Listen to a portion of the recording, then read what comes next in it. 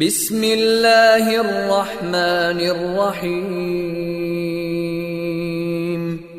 شروع اللہ کے نام سے جو رحمان و رحیم ہے۔ اقرأ بسم ربک الذی خلق۔ پڑھو اے نبی اپنے رب کے نام کے ساتھ جس نے پیدا کیا۔ خلق الانسان من علق۔ جمے ہوئے خون کے ایک لوتھڑے سے انسان کی تخلیق کی۔ اقرأ وربک الاکرم۔ پڑھو اور تمہارا رب بڑا کریم ہے۔ الذی علم بالقلم۔ جس نے قلم کے ذریعے سے علم سکھایا۔ علم الانسان ما لم يعلم۔ انسان کو وہ علم دیا جسے وہ نہ جانتا تھا۔ السلام علیکم ورحمۃ اللہ وبرکاتہ۔ Dear students, this is week number 7 and in this week we are going to start topic portion. As in the first video I told you there are 4 portions of your syllabus: Quranic portion, Hadith portion, Quranic and religious terminologies portion and topic portion. So dear students, before starting this portion I would like to tell you there are 9 topics in this portion on different topics. So this is chapter number 1, the study of the Holy Quran, یعنی قرآن مجید کا مطالعہ۔ قرآن مجید کے اس topic میں the study of the holy Quran کے اس topic میں ہم قرآن مجید کا انٹروڈکشن اور قرآن مجید کا نام، اسے قرآن کیوں کہا جاتا ہے، اور ڈفرینٹ جو اس کے لوازمات ہیں وہ آج ہم یہاں پر ڈسکس کریں گے۔ The very first thing which we have to discuss about the Holy Quran in this chapter, this is introduction.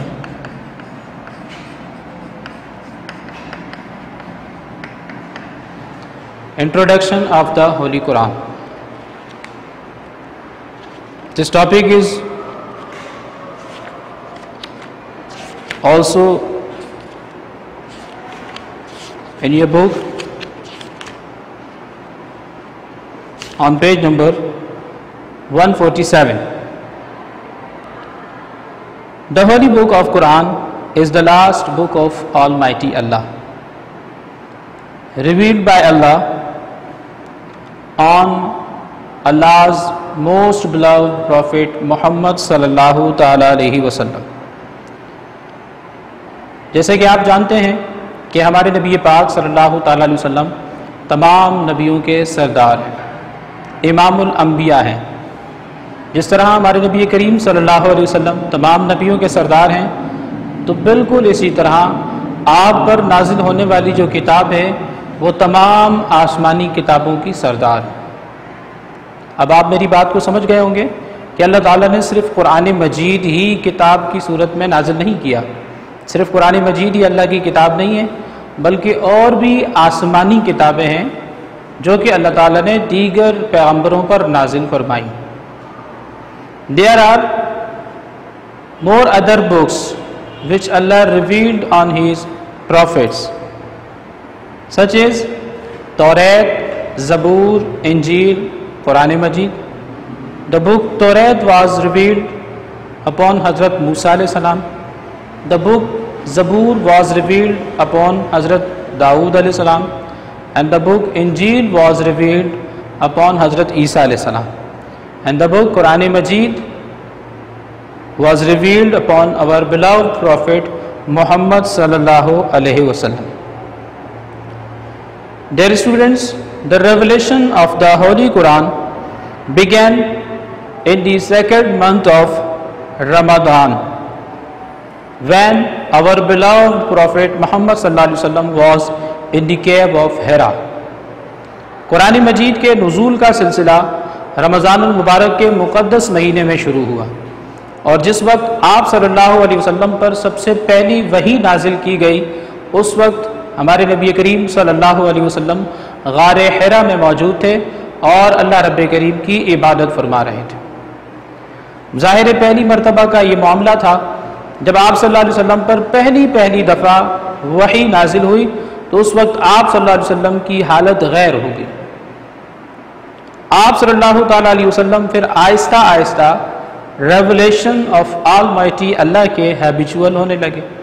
پہلی مرتبہ جب وحی نازل ہوتی تو اس وقت آپ کا حال یہ ہوتا کہ اگر سخت سردی ہوتی تو آپ کو گرمی لگنے لگتی، یعنی سخت سردی میں بھی آپ کو پسینے آیا کرتے تھے، اور اگر سخت گرمی ہوتی تو سخت گرمی کے موسم میں لوگوں کو پسینے آتے ہیں، آپ صلی اللہ علیہ وسلم پر جب وحی نازل ہوتی تو آپ صلی اللہ علیہ وسلم پر کپ کپی طاری ہو جاتی۔ تو جس وقت پہلی وحی نازل ہوئی اس وقت سخت گرمی کا موسم تھا، لیکن آپ صلی اللہ علیہ وسلم پر کپ کپی طاری ہوئی، اور آپ صلی اللہ علیہ وسلم غار حرا سے واپس اپنے گھر تشریف لے گئے اور اپنی زوجہ حضرت خدیجہ رضی اللہ تعالی عنہا سے ارشاد فرمایا زملونی کہ مجھے ڈھانپ دو۔ ایک موٹے کمبل سے آپ صلی اللہ علیہ وسلم کو ڈھانپ دیا گیا، اور پھر تھوڑی ہی دیر بعد آپ صلی اللہ علیہ وسلم کی حالت سنبھل گئی۔ آپ کو یہ بھی بتاتا چلوں the first 5 verses of سورۃ العلق جو کہ 30ویں پارے میں موجود ہے، اس سورت کی پہلی 5 آیتیں اللہ تعالیٰ نے سب سے پہلی وحی میں نازل فرمائی۔ اقرا بسم ربک الذی خلق، یعنی read with the name of your Lord who created you، پڑھو اپنے رب کے نام سے جس نے تمہیں پیدا کیا۔ جب قرآن مجید و فرقان حمید کے نزول کا سلسلہ شروع ہوا، when the revelation of the Holy Quran was started, so at that time our beloved Prophet Muhammad صلی اللہ علیہ وسلم was 40 years old۔ اس وقت ہمارے نبی کریم صلی اللہ علیہ وسلم کی عمر 40 برس تھی۔ and the revelation of the Holy Quran was completed in 23 years۔ قرآن مجید کے نزول کا سلسلہ دوسری کتابوں کی طرح نہیں ہے کہ حضرت موسیٰ علیہ السلام کو اللہ تعالیٰ نے کوہ طور پر بلایا، وہاں پر آپ اللہ کی عبادت فرما رہے تھے تو اللہ تعالیٰ نے آپ کو ایک ساتھ جو ہے توریت کتاب عطا فرما دی۔ دوسرے نبیوں کو بھی اللہ تعالیٰ نے اسی طرح ان کی کتابیں عطا فرمائی کہ ایک دم سے انہیں ایک ساتھ ساری کی ساری کتاب جو ہے وہ عطا کر دی گئی۔ لیکن جب باری آئی ہمارے نبی کریم صلی اللہ تعالیٰ علیہ وسلم کی تو آپ صلی اللہ علیہ وسلم پر جو قرآن کریم کی وحی کا جو سلسلہ رہا وہ 23 سال جاری رہا، یعنی 40 سال کی عمر میں آپ صلی اللہ تعالیٰ علیہ وسلم پر قرآن مجید کی نزول کا سلسلہ شروع ہوتا ہے، اور یہ 23 سال جو ہے جاری و ساری رہتا ہے۔ تو قرآن مجید کو مکمل ہونے میں 23 سال کا عرصہ لگا۔ جب کسی حکم کی ضرورت ہوتی تو اللہ تعالیٰ اس حکم کے مطابق آیت لے کر اپنا کلام لے کر حضرت جبرائیل کو بھیج دیا کرتا، اور وہ آ کر آپ صلی اللہ تعالیٰ علیہ وسلم کو اللہ کا پاک کلام جو ہے پڑھ کر سنا دیا کرتے تھے۔ Dear students, there are 2 parts of revelation of the Holy Quran.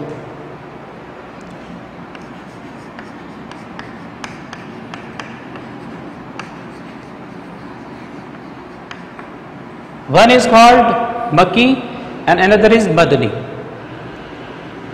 جیسے کہ آپ قرآن پڑھتے ہیں تو کچھ چیپٹرز ہیں، کچھ سورتیں ہیں قرآن مجید میں جو کہ مدنی کہلاتی ہیں اور کچھ مکی کہلاتی ہیں۔ مکی اور مدنی صورتوں کے نام سے آپ پہچان جاتے ہوں گے کہ مکی صورتیں قرآن مجید کی وہ صورتیں ہیں جو مکے میں نازل ہیں، اور مدنی صورتیں قرآن مجید کی وہ صورتیں ہیں جو مدینے میں نازل ہیں۔ اس کا ایک اور کانسیپٹ ہے کہ مکی صورتیں وہ صورتیں ہیں جو کہ ہجرت سے پہلے نازل ہیں، کیونکہ ہجرت سے پہلے ہمارے نبی کریم صلی اللہ علیہ وسلم مکے میں رہتے تھے۔ اور جو مدنی صورتیں ہیں یہ وہ صورتیں کہلاتی ہیں جو ہجرت کے بعد نازل ہوئیں، کیونکہ ہمارے نبی کریم صلی اللہ علیہ وسلم ہجرت فرما کر مدینہ تشریف لے گئے تھے۔ اب یہاں پر ایک سوال پیدا ہوتا ہے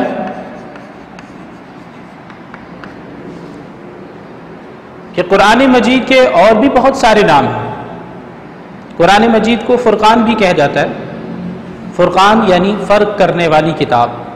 قرآن مجید اللہ کی وہ کتاب ہے جو حق اور باطل میں فرق پیدا کرتی ہے، صحیح اور غلط کا ہمیں پتہ دیتی ہے۔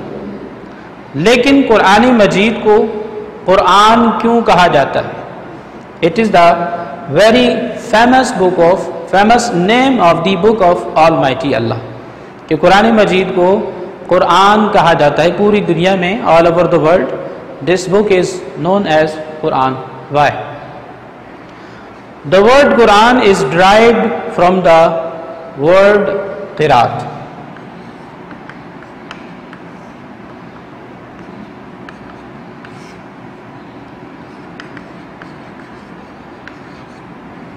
which means to read۔ جو قرآن کا لفظ ہے یہ ورڈ قرات سے ڈرائیو ہوا ہے، جس کا مطلب ہے پڑھنا۔ قرآن کو قرآن اس لیے کہا جاتا ہے because it is the book which is to be read again and again throughout the world by one who believes on it۔ کہ قرآن مجید اللہ کی وہ کتاب ہے جو پوری دنیا میں سب سے زیادہ پڑھی جانے والی کتاب ہے، اس لیے اسے قرآن کہتے ہیں۔ مسلمان تو اسے پڑھتے ہی پڑھتے ہیں، آج کل جو اس قرآن کو نہیں مانتے وہ بھی اسے پڑھ رہے ہیں۔ تو قرآن کو قرآن اس لیے کہا جاتا ہے کیونکہ یہ دنیا میں سب سے زیادہ پڑھی جانے والی کتاب ہے۔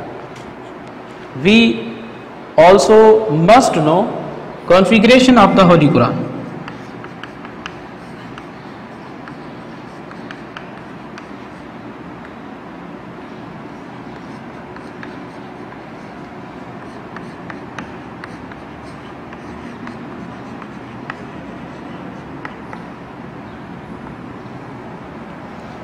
Configuration of the holy Quran, کہ قرآن مجید میں کل پارے کتنے ہیں، قرآن مجید میں صورتیں کتنی ہیں، صورتیں 114 ہیں، تو پھر اس میں مکی کتنی ہیں، مدنی کتنی ہیں، تو یہاں کانفیگریشن میں آپ کو بتایا جا رہا ہے۔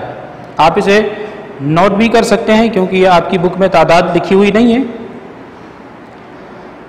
ٹوٹل سوراز آف دا ہولی قرآن 114، جس میں سے 87 مکی سوراز ہیں اور 27 مدنی سوراز ہیں، یعنی 87 chapters are those chapters which were revealed at Makkah۔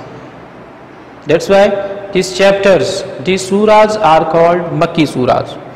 اور 27 صورتیں جو ہیں وہ مدنی ہیں جو کہ مدینے میں نازل ہیں۔ There are 540 stanzas۔ قرآن مجید میں 540 رکوع ہیں۔ آپ دیکھتے ہیں قرآن کے پیج کے ایک طرف آئین لکھا ہوتا ہے تو وہ رکوع ہوتا ہے، تو یہ رکوع قرآن مجید میں 540 ہیں۔ and there are 6666 verses in the Holy Quran۔ قرآن مجید میں 6666 آیتیں ہیں۔ قرآن مجید میں منزلیں 7 ہیں، اور قرآن مجید کے جو پارے ہیں جو کہ جز کہلاتے ہیں وہ 30 ہیں۔ اسی طرح قرآن مجید میں سجدوں کی تعداد 14 ہے۔ There are 14 prostrations in the Holy Quran۔ Yes, dear students, in the end I will tell you that the Holy Quran is the book which covers all aspects of our life۔ قرآن مجید اللہ کی وہ کتاب ہے جو ہماری زندگی کے ہر پہلو پر روشنی ڈالتی ہوئی نظر آتی ہے۔ ہمارے لیے کیا اچھا ہے کیا برا ہے، یہ بھی قرآن مجید میں اللہ تعالیٰ نے ہمیں تعلیم فرما دیا۔ What is halal for us, what is haram for us, it is also taught by Almighty Allah in the Holy Quran۔ اور سب سے بڑھ کر یہ کہ قرآن مجید جو ہے ہمیں پرانی قوموں کے قصے کہانیاں بھی بتلاتی ہے۔ کہیں اللہ تعالیٰ نے قوم عاد کا ذکر فرمایا، کہیں قوم سمود کا ذکر فرمایا، کہیں قوم صالح کا ذکر فرمایا۔ ان قوموں کے ذکر کرنے کا قرآن مجید میں سب سے بڑا اور مین مقصد یہ ہے کہ ہم ان قوموں کے حالات اور واقعات کو پڑھیں اور پھر دیکھیں کہ انہوں نے اللہ کی کس طرح نافرمانی کی اور کس طرح اللہ تعالیٰ نے انہیں عذاب میں جکڑ لیا اور انہیں تباہ و برباد کر دیا گیا، صفحہ ہستی سے مٹا دیا گیا۔ اور یہ کام اللہ کے لیے کوئی مشکل نہیں ہے، یہ نہایت آسان کام۔ تو قرآن مجید ایک طرف تو ہمیں تاریخ کا پتہ دیتی ہے، پرانی قوموں کے قصے کہانیاں ہمیں بتاتی ہے، اور ظاہر ہے قرآن مجید یہ اللہ کی پاک کتاب ہے، تو اس سے زیادہ اتھینٹسٹی اور کہیں نہیں ہوگی۔ اور اس کے ساتھ ساتھ قرآن مجید ہی اللہ کی وہ واحد کتاب ہے جو کہ ہمارے لیے اس دنیا میں بھی کامیابی کا محور اور مرکز ہے، اور آخرت میں بھی اسی سے ہمیں کامیابی ملے گی۔ ڈیئر اسٹوڈنٹس، آپ کو یہ بتاتا چلوں کہ قرآن مجید جو ہے یہ بھی دوسری کتابوں کی طرح اللہ کی کتاب ہے، لیکن قرآن مجید ہی کیوں آج تک محفوظ ہے؟ اور next heading is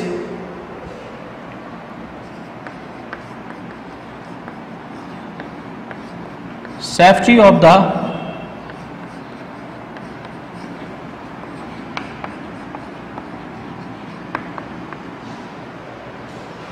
our next heading is safety of the holy Quran، یعنی قرآن مجید کی حفاظت۔ یہ کوشچن آپ سے پوچھا جا سکتا ہے، what do you know about the safety of the holy Quran؟ اللہ تعالیٰ کی دوسری بھی کتابیں ہیں جو اللہ تعالیٰ نے دوسرے پیغمبروں پر نازل فرمائیں، جیسا کہ آپ کو بتایا گیا، توریت، زبور، انجیل، اور یہ قرآن مجید جو کہ اللہ تعالیٰ نے اپنے نبی آخر الزمان جناب محمد الرسول اللہ صلی اللہ تعالیٰ علیہ وسلم پر نازل فرمائی۔ اگر اللہ چاہتا تو اس قرآن کی طرح ان کتابوں کو بھی محفوظ رکھ سکتا تھا جو کہ آج محفوظ نہیں ہیں، اپنی اصلی حالت میں وہ نہیں ہیں۔ جن قوموں پر، جن نبیوں کی قوموں پر اللہ تعالیٰ نے ان کتابوں کو نازل کیا، انہوں نے اس میں تحریف کر دی، تغیر اور تبدیلی واقع کر دی، انہیں ان کی اصلی حالت میں نہیں رہنے دیا۔ اگر اللہ چاہتا تو ان میں تغیر اور تبدیلی ممکن نہیں تھی، لیکن اللہ تعالیٰ نے انہیں محفوظ نہیں رکھا۔ اللہ تعالیٰ نے حضرت داؤد علیہ السلام پر زبور نازل فرمائی، اسے محفوظ نہیں رکھا گیا کیونکہ اس کے بعد کتاب نے آنا تھا، توریت نے حضرت موسیٰ علیہ السلام پر جو نازل کی گئی۔ جو تبدیلی یا جو تحریف زبور میں کی جا چکی تھی، اللہ تعالیٰ نے اسے توریت میں کلیئر کر دیا، واضح کر دیا۔ توریت کو محفوظ نہیں رکھا گیا، یہودیوں نے جو ہے اس میں تبدیلی اور تحریف واقع کر دی۔ اللہ نے اسے محفوظ اس لیے نہیں رکھا کیونکہ اس کے بعد ایک نئی کتاب نے آنا تھا، انجیل نے۔ تو جو توریت میں یہودیوں نے تبدیلیاں کی تھی، اللہ تعالیٰ نے انہیں جو ہے انجیل کتاب میں حضرت موسیٰ علیہ السلام پر جو نازل ہوئی اسے کلیئر کر دیا۔ اب یہ تینوں کتابیں محفوظ نہیں رہیں۔ ان تینوں کتابوں میں جو تبدیلیاں تھیں، جو تحریف و تغیر تھا، اللہ تعالیٰ نے اسے قرآن مجید میں کلیئر کر دیا۔ اور قرآن مجید کو جب نازل کیا تو اللہ تعالیٰ نے قرآن مجید کو نازل کر دینے کے بعد یہ اعلان کیا، اِنَّا نَحْنُ نَزَّلْنَا الذِّكْرَ وَإِنَّا لَهُ لَحَافِظُونَ۔ Indeed, we revealed the Holy Quran and we are its guardian۔ یہ قرآن ہم نے نازل کیا ہے اور ہم ہی اس کے محافظ ہیں۔ اللہ تعالیٰ نے قرآن مجید کی حفاظت اس لیے بھی فرمائی کیونکہ یہ اللہ کے آخری نبی پر نازل ہوئی۔ جب یہ اللہ کے آخری نبی پر کتاب نازل ہوئی تو مطلب یہ کہ یہ اللہ کی آخری کتاب ہے، یہ اللہ کا آخری کلام ہے۔ اب اس کے بعد کسی اور کلام نے نہیں آنا تھا۔ جب کسی نبی نے نہیں آنا، رسول اللہ صلی اللہ علیہ وسلم کے بعد، تو پھر کسی اور کتاب نے بھی نہیں آنا۔ تو یہ اللہ کی آخری کتاب ہے جو تا قیامت چلے گی۔ اسی لیے اللہ تعالیٰ نے اس کتاب حکمت کو محفوظ کیا۔ یہی وجہ ہے کہ آج 1450 سال کا عرصہ گزر چکا ہے، قرآن مجید میں آیات یا صورتوں کی تبدیلی تو دور کی بات ہے، کوئی زبر زیر پیش کی بھی تبدیلی نہیں کر سکا۔ حالانکہ جو عرب کے لوگ تھے بہت زیادہ اپنی زبان میں ماہر تھے، اتنے ماہر تھے، وہ اپنی زبان میں اتنے ماہر تھے کہ وہ بڑی بڑی جنگوں کے قصے کہانیاں عربی زبان میں بڑی مہارت کے ساتھ لکھ لیا کرتے۔ اور ان کی مہارت تامہ کا اندازہ آپ اس بات سے لگائیں کہ جب وہ جنگوں کے قصے اور کہانیاں لکھتے تو اشعار کی صورت میں لکھتے، پوئٹری کی صورت میں لکھا کرتے تھے. حالانکہ پوئٹری جو ہے وہ کوئی آسان کام نہیں ہے. جب پوئٹری کہی جاتی ہے تو سامنے والا اسے سن کر انسپائر اس لیے ہوتا ہے، متاثر اس لیے ہوتا ہے کہ اس میں قافیے سے قافیہ ملایا جاتا ہے، ہم وزن الفاظ ہوتے ہیں. تو وہ جب پوئٹری کی جو ہے حالت میں اپنی جنگوں کے نقشے عربی زبان میں بیان کیا کرتے تھے، انہیں بڑی اپریسیشن جو ہے ملا کرتی تھی اپنی قوموں کی طرف سے.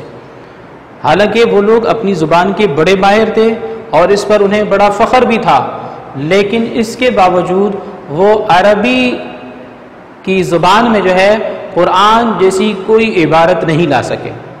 حدیث مبارکہ میں آتا ہے، حضور علیہ السلام نے فرمایا کہ جب سورۃ الکوثر نازل ہوئی، یہ قرآن مجید کی سب سے چھوٹی سورت ہے، تو مکے کے اندر جو ہے ایک مقابلہ ہوا کرتا تھا. مکے کی جو حرم شریف کی جو دیواریں ہیں اس کے اوپر جو ہے عربی زبان میں کچھ جملے لکھے ہوتے تھے، اور وہ مقابلہ ہر سال منعقد ہوتا تھا.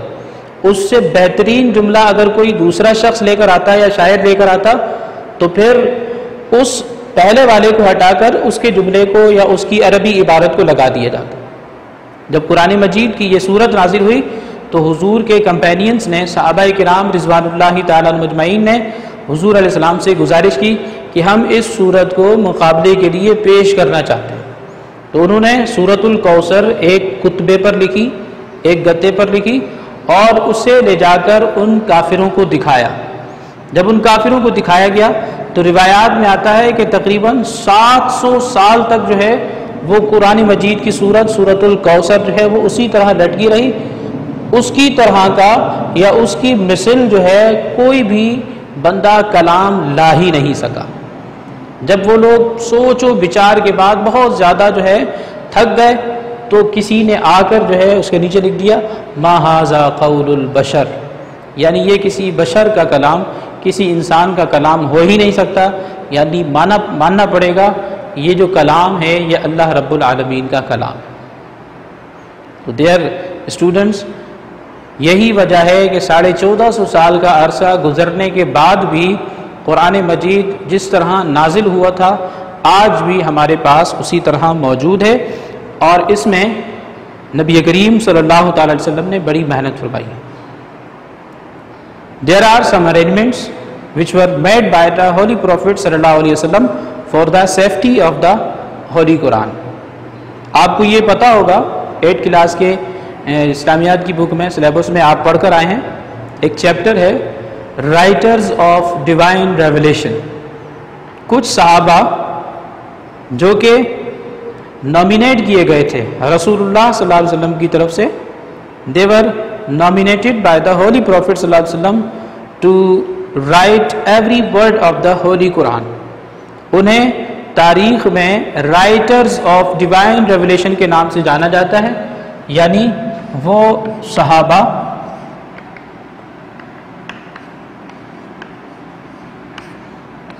کاتبین وحی کہلاتے ہیں، رائٹرز آف ڈیوائن ریویلیشن. ان کا کام کیا تھا؟ جب کبھی رسول اللہ صلی اللہ تعالیٰ علیہ وسلم پر کوئی سورت نازل ہوتی یا کوئی آیت نازل ہوتی تو یہ اسے فوراً سے پہلے لکھ لیا کرتے.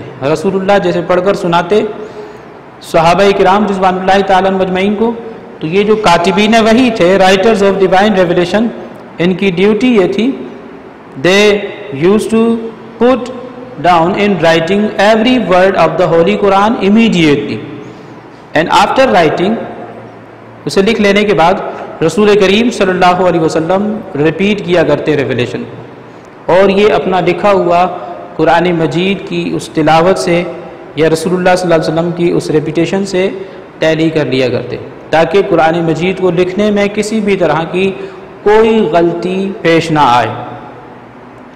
آپ اندازہ کر سکتے ہیں کہ قرآن مجید کو کس طرح سے ہمارے لیے محفوظ کیا گیا.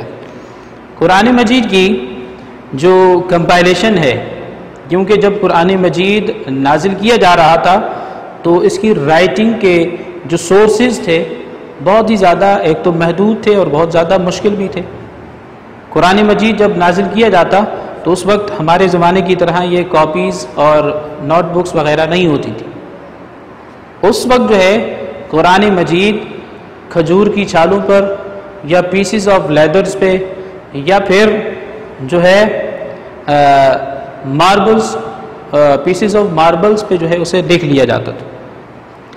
اب لکھنے کا جو مرحلہ ہے وہ آپ خود سمجھ سکتے ہیں، لکھنے کے لیے نہ تو پین ہے اور نہ ہی نوٹ بک ہے، کاپی ہے، بڑی مشکل کے ساتھ جو ہے قرآن مجید کو لکھا جاتا تھا۔ تو قرآن مجید کی کمپائلیشن کے 3 دور گزرے ہیں۔ Compilation of the holy Quran during the period of the holy prophet صلی اللہ علیہ وسلم۔ دوسرا دور قرآن کی کمپائلیشن کا ہے compilation of the holy Quran during the period of Abu Bakr رضی اللہ تعالیٰ، اور تیسرا دور ہے compilation of the holy Quran during the period of Usman Ghani رضی اللہ تعالیٰ عنہ۔ جب قرآن مجید نازل ہونا شروع ہوا رسول اللہ صلی اللہ علیہ وسلم کے دور مبارک میں، تو قرآن مجید کو کمپائل کیا گیا۔ کمپائل کہتے ہیں جمع کرنے کو، ایک جگہ جمع کرنے کا جو مرحلہ ہے وہ شروع ہوا، کیونکہ قرآن مجید کے جو رائٹرز تھے، جیسے کہ آپ کو بتایا گیا کاتبین وحی، ان کی تعداد 1-2 نہیں تھی، بلکہ approximately they were 47 to 48 companions who were nominated by the Holy Prophet صلی اللہ علیہ وسلم to write every word of the Holy Quran۔ تو کچھ کے پاس کچھ لکھا ہوتا، کچھ کے پاس کچھ لکھا ہوتا، اور لکھا ہوا بھی کن چیزوں پر تھا؟ پیسز آف لیدر پہ، پیسز آف ماربلز پہ، یا پھر قرآن مجید کو کھجور کی چھالوں پر لکھ لیا جاتا تھا، بارک آف ٹریز پر۔ تو رسول اللہ صلی اللہ علیہ وسلم کے دور مبارک میں قرآن لکھا ہوا تو تھا، but it was not compiled at one place, ایک جگہ موجود نہیں تھا۔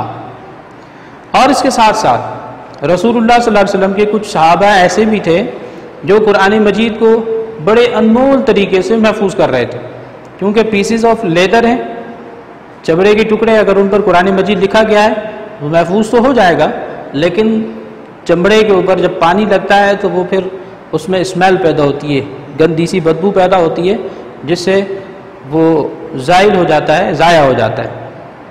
اسی طرح پیسز آف ماربلز ہیں جن پر قرآن مجید لکھا جاتا ہے، تو ماربل جو نیچے زمین پہ گرے گا تو ٹوٹ جائے گا، اس کے بھی ضائع ہونے کا خطرہ ہے۔ اور اسی طرح بارک آف ٹریز جو کھجور کے درخت کی چھال ہوتی ہے، اس کے اوپر بھی قرآن مجید لکھا جاتا تھا، اس کے بھی ضائع ہونے کا خطرہ ہے۔ کیا تھا کہ جانور جو ہیں بڑے شوق سے کھاتے، اسے کھا لیں گے، انہیں کیا پتہ کہ اس کے اوپر قرآن لکھا ہوا ہے۔ تو صحابہ کرام رضوان اللہ تعالیٰ مجمعین نے ایک بڑا ہی نایاب طریقہ قرآن مجید کو محفوظ کرنے کا جو ہے نکالا، اور وہ کیا تھا؟ وہ تھا قرآن مجید کو اپنی دل کی تختی پر لکھ لیا، انہوں نے قرآن مجید کو زبانی ازبر یاد کر لیا۔ بہت سارے کمپینینز ایسے تھے نبی کریم صلی اللہ علیہ وسلم کے زمانے میں، دور مبارک میں، جنہیں قرآن مجید زبانی ازبر یاد ہوا کرتا تھا۔ they were the imbiber of the holy Quran, they were the حافظ of the holy Quran، یعنی قرآن مجید کے وہ سچے محافظ تھے، اپنے سینوں کے اندر انہوں نے قرآن مجید کو محفوظ کیا ہوا تھا۔ تو یہاں تک کی جو کمپائلیشن ہے رسول اللہ صلی اللہ علیہ وسلم کے دور مبارک میں رہی۔ 10 after the demise of the holy prophet صلی اللہ علیہ وسلم، ہمارے نبی کریم صلی اللہ علیہ وسلم نے جب ظاہری طور پہ اس دنیا سے پردہ فرمایا تو مسند خلافت پر حضرت ابو بکر صدیق رضی اللہ تعالیٰ عنہ متمکن ہوئے۔ پہلے خلیفہ حضرت ابو بکر صدیق رضی اللہ تعالیٰ عنہ بنے، اور آپ کا دور خلافت جب شروع ہوا تو بہت سارے فتنوں نے سر اٹھایا۔ حضرت ابو بکر صدیق رضی اللہ تعالیٰ عنہ جب خلیفہ بنے تو ایک بڑا فتنہ جس نے سر اٹھایا وہ منکرین زکوٰۃ کا فتنہ تھا، لوگوں نے زکوٰۃ دینے سے انکار کر دیا۔ تو حضرت ابو بکر صدیق رضی اللہ تعالیٰ عنہ نے بڑے حکیمانہ انداز میں ان کا مقابلہ فرمایا اور ارشاد فرمایا کہ جس طرح نماز فرض ہے اسی طرح زکوٰۃ بھی فرض ہے، کیونکہ قرآن مجید میں جہاں جہاں نماز کی فرضیت کا ذکر ہے وہاں وہاں اللہ تعالیٰ نے زکوٰۃ کی فرضیت کا بھی ذکر فرمایا ہے، اور دونوں کا ذکر ایک ساتھ ملتا ہے، الذین یقیمون الصلاۃ ویؤتون الزکوٰۃ۔ اس طرح کی آیتیں آپ کو قرآن مجید میں بہت ساری جگہوں پر ملیں گی۔ تو حضرت ابو بکر صدیق رضی اللہ تعالیٰ عنہ نے فرمایا کہ جو کوئی نماز کو تو فرض سمجھ کر ادا کر لے، لیکن زکوٰۃ کو وہ اضافی ٹیکس کہے اور اسے ادا کرنے سے انکار کرے تو پھر ابو بکر جو ہے ان کے خلاف جنگ کرے گا، ان کے ساتھ جنگ کی جائے گی اور انہیں ختم کر دیا جائے گا۔ چنانچہ لوگ پھر ڈر گئے اور انہوں نے جس طرح وہ نمازوں کو قائم کرتے تھے اسی طرح انہوں نے زکوٰۃ بھی ادا کرنی شروع کی. تو منکرین زکوٰۃ کے فتنے کا جو ایک خطرہ تھا وہ اس طرح سے ٹل گیا. ایک اور فتنہ جس نے سر اٹھایا حضرت ابوبکر صدیق رضی اللہ تعالیٰ عنہ کے دور مبارک میں وہ تھا فالس پروفٹ کا، جھوٹے مدعیان نبوت کا. لوگوں نے سمجھ لیا کہ یہ جو نبوت کا ایک منصب ہے یا جو اسٹیٹس ہے یہ بڑا ہی بینیفیشل منصب ہے، بڑی ہی بینیفیشل پوسٹ ہے. جو نبوت کا دعویٰ کرتا ہے تو اس کے بہت سارے لوگ چاہنے والے ہو جاتے ہیں، اس سے محبت کرنے والے ہو جاتے ہیں. تو انہوں نے نبوت کا دعویٰ اس ظلم میں مبتلا ہو کر کیا کہ ان کے بھی بہت سارے فالوورز ہو جائیں گے، بہت سارے چاہنے والے ہو جائیں گے. لیکن وہ کم ظرف لوگ، بدبخت لوگ نہیں جانتے تھے کہ نبوت کا سلسلہ ہمارے نبی کریم صلی اللہ علیہ وسلم پر ختم ہو گیا ہے اور آپ صلی اللہ علیہ وسلم آخری نبی بنا کر مبعوث کیے جا چکے ہیں. اب آپ کے بعد کوئی دوسرا نبی نہیں آئے گا. کیوں نہیں آئے گا؟ کیونکہ ضرورت ہی نہیں ہے. کیوں ضرورت نہیں ہے؟ کیونکہ اللہ تعالیٰ نے اپنی تمام تر تعلیمات کو قرآن مجید میں مکمل فرما دی، اس لیے کسی دوسرے نبی کی ضرورت ہی نہیں ہے. تو ایک شخص تھا جو کہ ہسٹری میں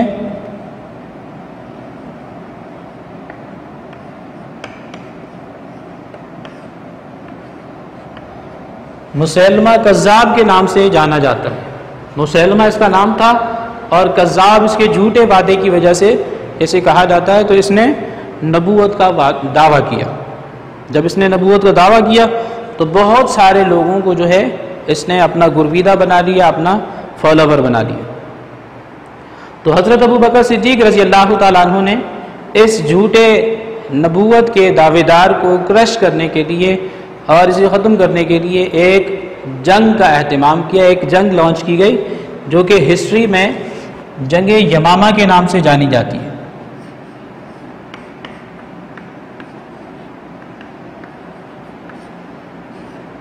جنگ Yamama was fought by Muslims to crush out this rebellion.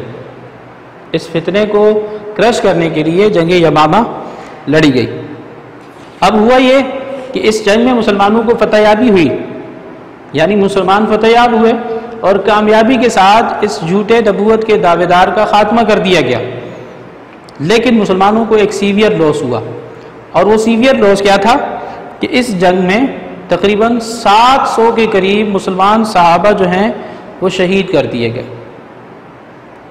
اور وہ جو مسلمان صحابہ جو اس جنگ میں 700 کے قریب شہید ہوئے وہ سارے کے سارے حفاظ قرآن تھے، یعنی قرآن مجید کے حافظ تھے. انہیں قرآن مجید زبانی یاد تھا. تو رسول کریم صلی اللہ تعالیٰ علیہ وسلم کی اس کتاب کو جنہوں نے اپنے سینوں میں محفوظ کیا ہوا تھا وہ صحابہ تقریباً 700 کے قریب اس جنگ میں شہید کر دیے گئے. تو حضرت عمر بن خطاب رضی اللہ تعالیٰ عنہ حضرت ابو بکر کے پاس آئے اور آ کر ان سے کہا کہ میری ایک گزارش ہے کہ کیوں نہ ہم قرآن مجید کو ایک کتابی شکل میں ایک جگہ جمع کر لیں. کیوں؟ کیونکہ بہت سارے حفاظ صحابہ جو ہیں وہ اب ہمارے درمیان نہیں رہے، وہ اپنی جانوں کو قربان کر چکے ہیں ختم نبوت کے عقیدے کے لیے. تو جب کبھی وہ موجود ہوتے تھے، کسی کو ضرورت پڑتی کوئی آیت پوچھنے کی تو ان کے پاس چلے جایا کرتے تھے اور ان سے پوچھ آیا کرتے تھے. لیکن اب وہ ہمارے درمیان موجود نہیں، اس لیے ڈر اور خطرہ یہ ہے، خوف یہ ہے کہ قرآن مجید کا جو حصہ ہے کچھ وہ ہمارے ہاتھوں سے نکل نہ جائے. تو حضرت ابوبکر صدیق رضی اللہ تعالیٰ عنہ پہلے نہیں مانے. انہوں نے کہا کہ جو کام میرے نبی کریم صلی اللہ علیہ وسلم نے نہیں کیا، میرے آقا نے نہیں کیا، وہ کام ابو بکر ان کا غلام کیسے کر سکتا ہے. لیکن حضرت عمر نے انہیں سمجھایا کہ یہ کام نبی پاک صلی اللہ علیہ وسلم نے اس لیے نہیں کیا کیونکہ اس وقت اس کام کی ضرورت نہیں تھی، اس وقت تمام صحابہ موجود تھے. اب اس کام کی ضرورت اس لیے ہے کیونکہ اب وہ حفاظ صحابہ ہمارے درمیان موجود نہیں ہیں.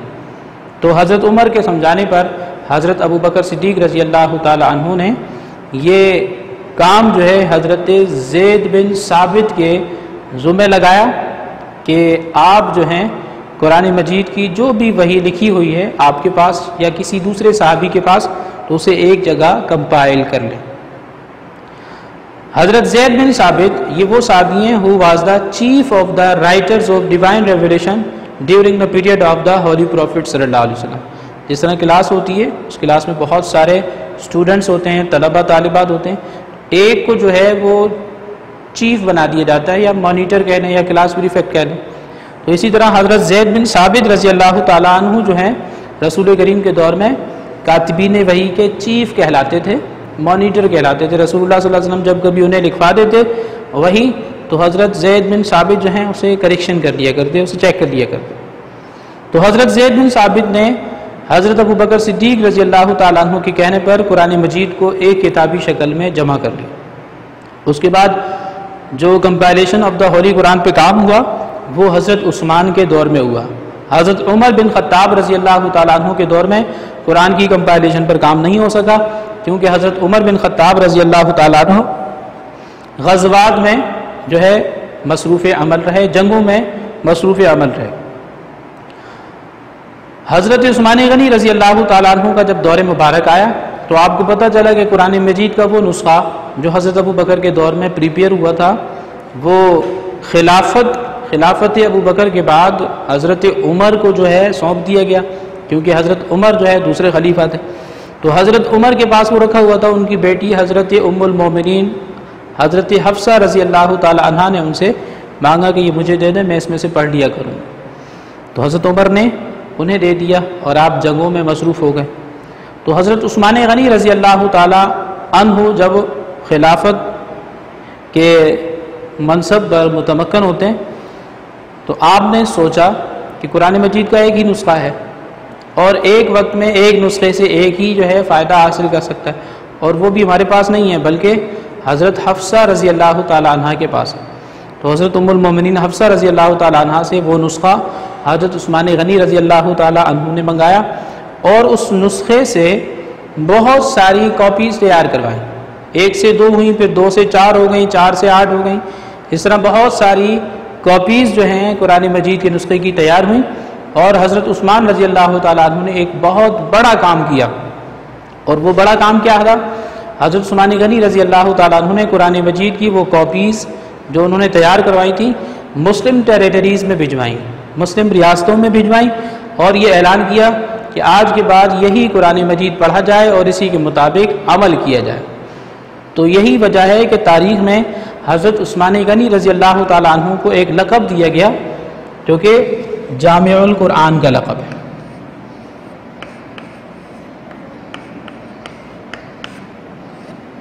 جامع القرآن کا کچھ لوگ غلط مطلب لیتے ہیں کہ وہ جس نے قرآن کو جمع کیا. حضرت عثمان نے قرآن کو جمع نہیں کیا تھا, قرآن تو پہلے سے ہی کمپائلڈ تھا, جمع شدہ تھا. حضرت عثمان غنی رضی اللہ تعالیٰ عنہ کو جامع القرآن اس لیے کہا جاتا ہے because he was the one who gathered whole Muslim ummah on the one script of the holy Quran. کیونکہ آپ رسول اللہ صلی اللہ علیہ وسلم کے وہ صحابی ہیں جنہوں نے قرآن کے ایک نسخے پر پوری امت کو لا کر جمع کر دیا, اس لیے آپ کو جامع القرآن کہا جاتا ہے. اس کے بعد دیکھیے قرآن مجید ایز اے ریولوشنری بک, کہ قرآن مجید ایک انقلابی کتاب ہے. عرب کے لوگ جو ہیں بدو قسم کے لوگ تھے, دیہاتی قسم کے لوگ تھے, انہیں جینے کا طریقہ نہیں تھا, سلیقہ نہیں تھا, کس طرح جو ہے ایک معاشرے میں زندگی گزاری جاتی ہے. چھوٹی چھوٹی باتوں پہ ان میں جھگڑا ہوتا اور وہ جھگڑا جو ہے قبیلہ در قبیلہ چلتا, ہزاروں جو ہے انسانی جانوں کا ضیاع ہوتا رہتا. تو قرآن مجید جب ان میں نازل ہوا تو قرآن مجید نے انہیں بھائی چارے کا درس دیا, انہیں آپس میں مل جل کر رہنے کا درس دیا. اس سے پہلے وہ نہیں جانتے تھے مینجمنٹ کیا ہوتی ہے, ڈسپلن کیا ہوتا ہے, کیونکہ وہ ایک جنگجو قسم کے لوگ تھے. چھوٹی چھوٹی سی باتوں پہ لڑتے, جیسے کبھی گھوڑے کو پانی پلانے میں جھگڑا ہو گیا تو گھوڑا آگے بڑھانے میں جھگڑا ہو گیا, اور اتنی سی بات پہ لڑائی چھڑ جاتی, جنگ چھڑ جاتی, اور یہ لڑائی جو ہے قبیلہ در قبیلہ چلتی اور خون ریزی ہوتی رہتی. لیکن قرآن مجید جب نازل ہوا تو اللہ تعالیٰ نے انہیں رہنے کا ڈھب اور طریقہ اور سلیقہ سمجھایا. یہی وجہ ہے because it was the study recitation and understanding of the Holy Quran and its implementation in their life, which converted most barbarian and ignorant into the man of wisdom. جس نے ایسے دیہاتیوں کو جو کہ جنگجو تھے، جاہل، ان پڑھ اور گوار قسم کے لوگ تھے، انہیں تعلیم یافتہ کر دیا اور پھر ایک دوسرے کا بھائی بھائی بنا دیا. پہلے وہ ایک دوسرے کے خون کے پیاسے ہوتے تھے، اب جب انہوں نے قرآن کو پڑھا تو ایک دوسرے پر اپنی جانوں کو قربان کرنے والے بھائی بھائی بن گئے. یہی قرآن مجید ہی وہ واحد کتاب ہے جو مسلمانوں کے عروج کا اور ان کے بلندی کا سبب بنا. لیکن آج بدقسمتی سے مسلمان جو ہیں وہ ذلت و رسوائی کے گھڑے میں گرتے جا رہے ہیں. اس کی وجہ یہی سمجھ میں آتی ہے کہ آج ہم نے قرآن مجید کو چھوڑ دیا ہے، آج ہم نے قرآن مجید کو ترک کر رکھا ہے. رسول کریم صلی اللہ علیہ وسلم کی ایک حدیث ہے جو یہاں آپ کی بک میں بھی لکھی ہوئی ہے، ان اللہ یرفع بہذا الکتاب اقواما ویدع بہ آخرین، that God would glorify those who would follow the instruction of the Holy Quran.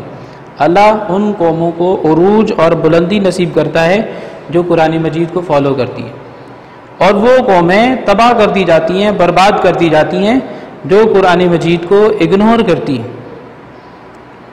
تو ظاہر ہے اگر مسلمانوں کا یہی حال رہا کہ انہوں نے قرآن مجید کو اگنور کیا اور اسی طرح ترک کیے رکھا تو پھر داستان بھی نہیں ہوگی مسلمانوں کی داستانوں میں. اگر مسلمان چاہتے ہیں کہ انہیں اپنا وہ ماضی، شاندار ماضی دوبارہ سے حاصل ہو تو انہیں قرآن سے اپنا رشتہ دوبارہ سے استوار کرنا ہوگا. اس کے آگے جو اس ٹاپک میں لاسٹ ہیڈنگ ہے یا لاسٹ کوشچن کہلاتا ہے، میرٹس آف دا ہولی قرآن، قرآن مجید کے فضائل. قرآن مجید کے جو فضائل ہیں اللہ تعالیٰ نے قرآن میں بھی بیان کیے ہیں، اور قرآن مجید کے فضائل رسول کریم صلی اللہ علیہ وسلم نے اپنی احادیث میں بھی بیان کیے ہیں. اسے ہم ون بائی ون ڈسکس کریں گے. First of all we will discuss merits of the holy Quran in the light of Quran, then we will discuss merits of the holy Quran in the light of احادیث. سب سے پہلی فضیلت قرآن مجید کی یہ ہے کہ قرآن مجید اللہ کی وہ کتاب ہے جس میں کسی شک اور شبہ کی گنجائش نہیں ہے. قرآن مجید کے شروع میں ہی اللہ تعالیٰ نے یہ فرما دیا، ذالک الکتاب لا ریب فیہ، there is no doubt in this book. اس کتاب میں کسی قسم کا کوئی شک اور شبہ نہیں ہے. اور کیسے ہو؟ کیونکہ یہ اللہ کا پاک کلام ہے. جب کافروں نے اعتراض کیا کہ یہ کلام تو ہم بھی کہہ سکتے ہیں، ہماری زبان بھی عربی ہے، تو اللہ تعالیٰ نے آیات نازل فرمائی. ارشاد فرمایا وَإِن كُنتُمْ فِي رَيْبٍ مِّمَّا نَزَّلْنَا عَلَىٰ عَبْدِنَا فَأْتُوا بِسُورَةٍ مِّن مِّثْلِهِ، اگر تمہیں شک ہے اس کلام پر جو ہم نے اپنے بندے محمد پر نازل کیا تو لے آؤ اس جیسی ایک صورت. تو صورت تو بہت بڑی چیز ہے، وہ قرآن جیسی ایک آیت بھی نہیں لا سکے. تو یہ لاریب کتاب ہے، ایسی کتاب جس میں کسی شک اور شبہ کی گنجائش نہیں ہے. دوسرے رائٹرز بھی ہیں جو کتابیں لکھتے ہیں، جن کی وہ کتابیں ہوتی ہیں تو وہ کتاب کے آخر میں ایک عرض جو ہے مرتب کر کے لکھتے ہیں. اس کتاب میں اگر کسی کو کوئی غلطی ملے تو ہمیں ضرور اطلاع دے تاکہ اس غلطی کو دور کیا جائے. لیکن اللہ فرماتا ہے اس کتاب حکمت کے بارے میں، یہ اتنی فضیلت والی کتاب ہے، اتنی عظمت والی کتاب ہے کہ اس میں شک اور شبہ ہونا تو دور کی بات، اس کی گنجائش ہی نہیں. تو یہ قرآن مجید کی سب سے پہلی فضیلت ہے، that the Holy Quran is the book in which there is no doubt. Guidance for humanity. Quran Majeed yes guidance for humanity.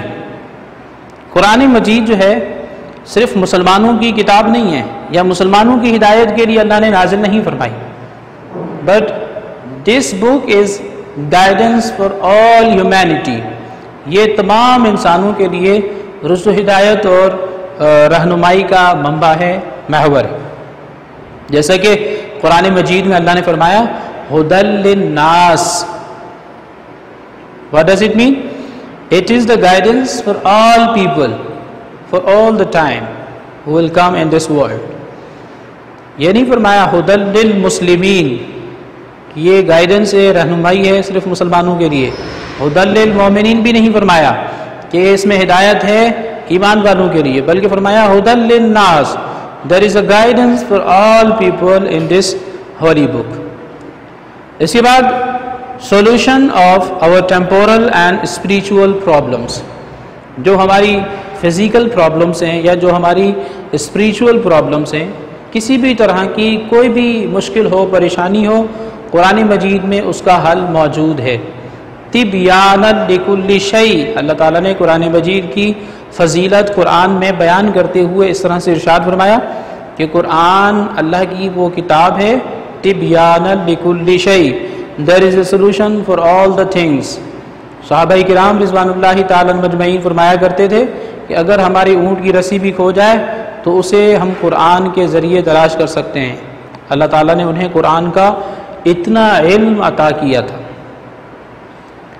اسی طرح قرآن مجید کی ایک فضیلت یہ بھی ہے کہ اللہ تعالیٰ نے قرآن مجید کے لیے یہ ریسٹرکشن لگائی ہے، یہ پابندی لگائی ہے کہ قرآن مجید کو بغیر جو ہے طہارت کے آپ چھو نہیں سکتے۔ اگر چھو لیا بغیر طہارت کے، ناپاکی کی حالت میں آپ نے قرآن چھوا تو آپ گناہ گار کہلائیں گے، آپ کو توبہ کرنی ہوگی۔ بتانا یہ مقصود تھا The Holy Quran is not such a common book like other books which are found in the world۔ جو دوسری کتابیں ہوتی ہیں you can touch and hold these other books in any condition you are۔ آپ کسی بھی حال میں ہوں آپ ان کتابوں کو چھو سکتے ہیں، انہیں پکڑ سکتے ہیں۔ But there is a restriction imposed by Almighty Allah for touching and holding the Holy Quran۔ Allah says in the Holy Quran, لا يمسه الا المطہرون، you are not allowed to touch the Holy Quran without purification۔ قرآن مجید کو بغیر طہارت کے ہاتھ لگانا جائز نہیں۔ The dignified book، قرآن مجید کتنی عظمت والی کتاب ہے، یہ کتنی پاورفل کتاب ہے۔ قرآن مجید میں اللہ تعالیٰ نے اس کی عظمت اور فضیلت کو بیان کرتے ہوئے ارشاد فرمایا، لو انزلنا ھذا القرآن علی جبل لرأیتہ خاشعا متصدعا من خشیت اللہ۔ If the Holy Quran had been revealed on the rocky mountains، اگر قرآن مجید کو پتھریلی چٹانوں پر نازل کر دیا جاتا، so what will happen؟ Almighty Allah said لَرَأَيْتَهُ خَاشِعًا مُتَصَدِّعًا مِنْ خَشِيَّةِ اللَّهِ، then this mountain would have smashed into the particles of dust due to the fear of Almighty Allah۔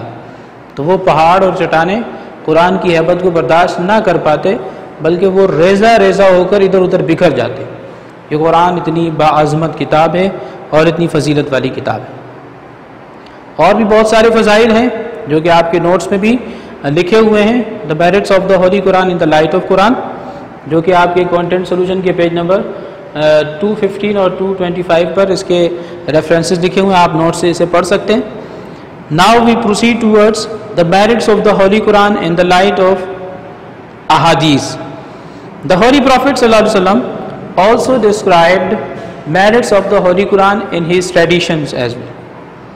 سب سے پہلی فضیلت رسول اللہ صلی اللہ علیہ وسلم نے قرآن کی یہ بتلائی، فرمایا خیرکم من تعلم القرآن وعلمہ، تم میں بہترین وہ ہے جو قرآن سیکھتا ہے اور سکھاتا ہے۔ Among you he is the best who learns Quran and teaches to others، کہ تم میں بہترین وہ ہے جو قرآن سیکھتا ہے اور دوسروں کو سکھاتا ہے۔ حالانکہ اور بھی بہت سارے کام ہیں، نیک کام، جو کہ ہمارے سامنے موجود ہیں۔ نماز پڑھنا بھی ایک نیک کام ہے، زکوٰۃ دینا بھی نیک کام ہے، روزہ رکھنا بھی نیک کام ہے، حج کرنا بھی نیک کام ہے، کسی دوسرے کے کام آنا بھی ایک نیک کام ہے۔ لیکن قرآن سیکھنے اور سکھانے والے کو رسول اللہ نے لوگوں میں سب سے بہترین قرار دیا۔ اس سے قرآن کی فضیلت ہمارے سامنے واضح ہو جاتی ہے۔ دوسرے نمبر پہ reward for the recitation of the holy Quran ہمیں رسول اللہ صلی اللہ علیہ وسلم نے بتلایا کہ قرآن مجید کو پڑھنے کا ریوارڈ کیا ہے۔ What is the reward for the recitation of the holy Quran? جب ہم قرآن مجید کو پڑھتے ہیں، رسول کریم صلی اللہ علیہ وسلم نے فرمایا کہ قرآن مجید کو پڑھتے ٹائم ہر حرف کے بدلے میں اللہ تعالیٰ اپنے بندے کو 10 نیکیاں عطا فرماتا ہے۔ اور پھر وضاحت فرمائی کہ الف لام میم ایک لفظ نہیں ہے، بلکہ الف الگ لفظ ہے، لام الگ لفظ ہے اور میم الگ لفظ ہے۔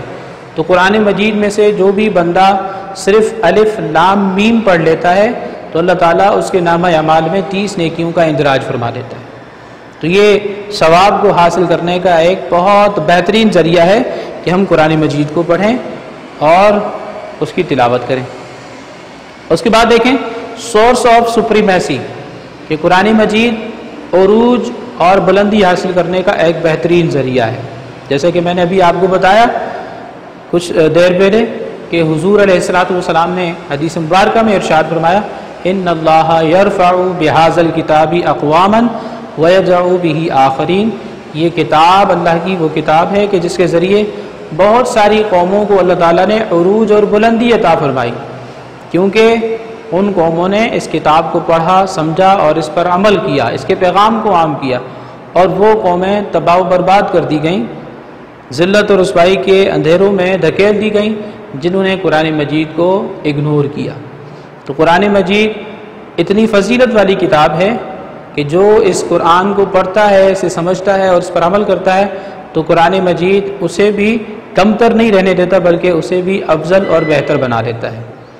آخر میں میری دعا ہے اللہ تعالیٰ سے، اللہ تعالیٰ ہمیں اس کتاب حکمت کو پڑھنے کی، اسے سمجھنے کی اور اس پر عمل پیرا ہونے کی توفیق رفیق عطا فرمائے۔